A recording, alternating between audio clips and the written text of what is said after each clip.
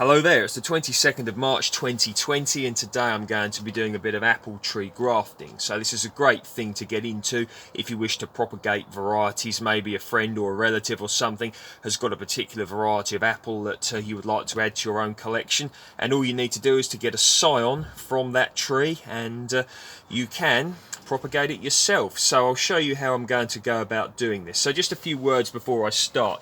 Normally when I graft the first week of April or around that time, so it's a little bit earlier than that this year. And also when I graft onto a rootstock, normally I let the rootstock grow away for about a year or so before I graft, but this year I'm grafting it on the first year, having ownership of the rootstock, so that's a little bit different. Now check out my grafting playlist if this interests you.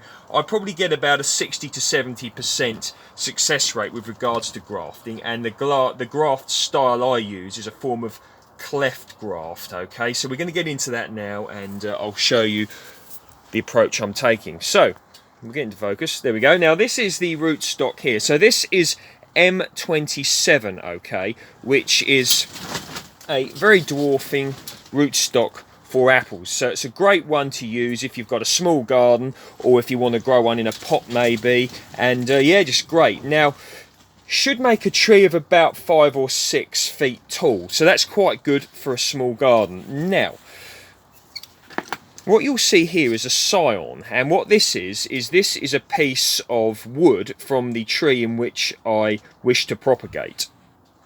So this scion, this came from a tree that I pruned, I think it was in February, and it's a cooking apple, and I believe the variety is, it's a Bramley style apple. Now I'm not 100% sure what variety it is, and neither is the owner, but certainly a cooking apple, and it makes nice apples for apple pie, so I wish to add this to my collection. So here's the scion. So I'll just show you. Now normally you would cut your scions around February when the tree is in deep dormancy. So I'm out here now on my Worcester pearman tree, and so what a scion is a piece of last year's growth. So you can see the difference. Sorry, I'm very sorry if the wind is hitting the camera here. What we got here, look, see that? That's a piece of last year's growth. You can see where the growth point starts. So what you'd have done is harvested that in February, put it in the fridge, kept it moist in maybe like a piece of newspaper or something like that, and grafted around this time, first week in April sort of thing. But that's what a scion is. Okay, so going back into the polytunnel, and just close the door because it's actually quite breezy today. So I'll show you my grafting kit. Now I like to keep it in this little box, and you can see this, a great book here, Grafting Fruit Trees, Larry Southwick.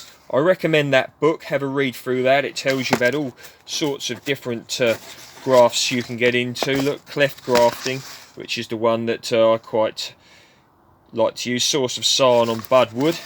So there we go, I'd have a look at that if I were you. And now this is an Opinel 6 French made fishing knife, okay, now very sharp. Don't catch your finger on it like I did one year because you will bleed.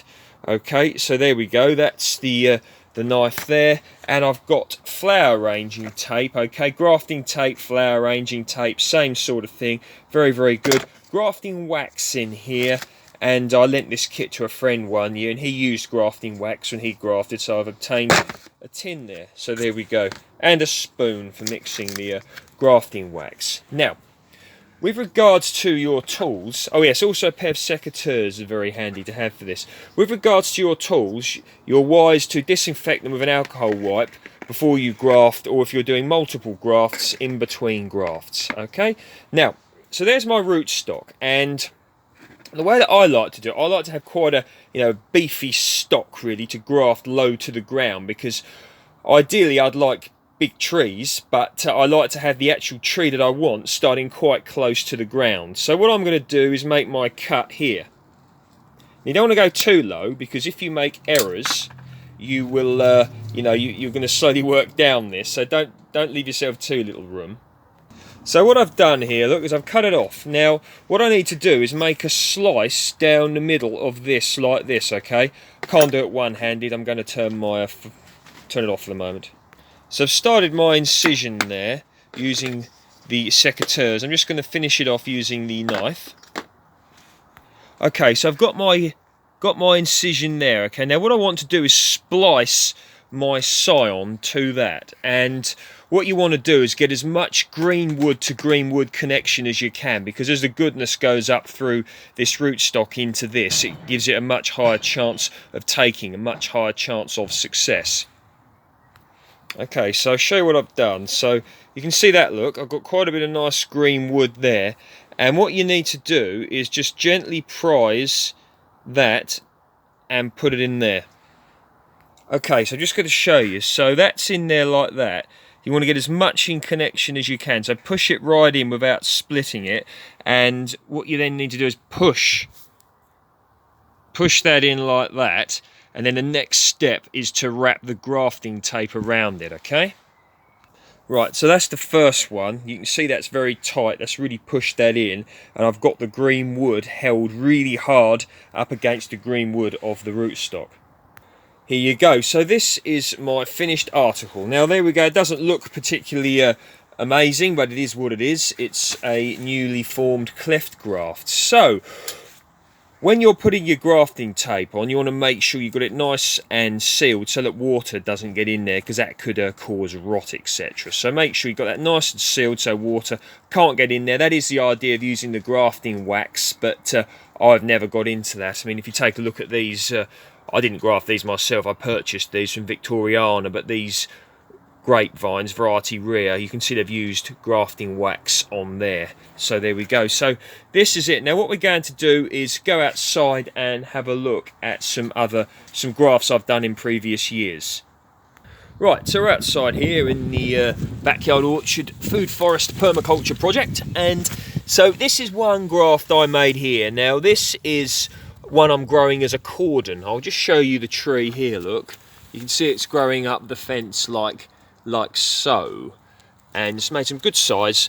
And there's the rootstock down there. I think this is M26, okay, and this variety here is Winter King, and this here, if I'm not mistaken, is Lord Lambourne. Always make sure you label when you graft so you don't forget what variety you've propagated, but this is definitely Winter King. So you can see that's the rootstock. So if you look at that, you can see where I made the cut just about would have been sort of down here or down here, and it's sort of grown, it's fused together. So I think I did this about 4 or 5 years ago. I'll just put the camera around so you can see what I've done. There you go. So that's that. And this other graft here, look, still got a bit of grafting tape on. You can see once again where I made my cut, look, down there onto this, and I grafted that a year or so later. So there's 2 varieties onto here, and this can be a great thing to do for propagation, for pollination rather, because let's say you've got one apple that needs a pollination partner flowering at the same time, then you can graft them both onto the same rootstock, and this is particularly useful if you don't have much space. Right, here is another one I grafted. Now, I believe I grafted this onto MM106, which is a bigger rootstock. Okay, as you can see, it's starting to form into quite a good sized tree. I mean, it put out a lot of growth last year. You can see that, look, from my finger to the end of that, look, that is 1 year's growth. So you can see it really makes a difference what rootstock you use. Now here, this is where it broke, and I managed to fix it using the tape, so it's very good for repairs as well. So I'll just show you down here, look, if you want to have a look. That's the rootstock there, and there we go. So you can see where it's fused very well, and it's forming into a real good strong tree, that one. And that's the tree from a distance. Sort of a cordon really, but it probably will turn into a half standard if I let it. So there you go, that's how I graft. Now, what I'm going to do with this is I'm going to put it outside. I'm not going to keep it here in the polytunnel, because in the summer it gets rather warm in here, and that'll stress it. So it's going to go outside in the garden. I'm going to keep it in a place where it doesn't get full sun all day, because I don't want it to get overstressed, particularly since it's in a pot. Make sure you keep it moist, but not sodden, you know, can't have it full of water, but well draining growing mediums are very good. And yes, so there you go, that's how I'm grafting. Any comments, questions or whatevers, please feel free to post them below, and you can check me out on Dan_Home Gardens on Instagram if you are interested. Any whatevers. See you next time.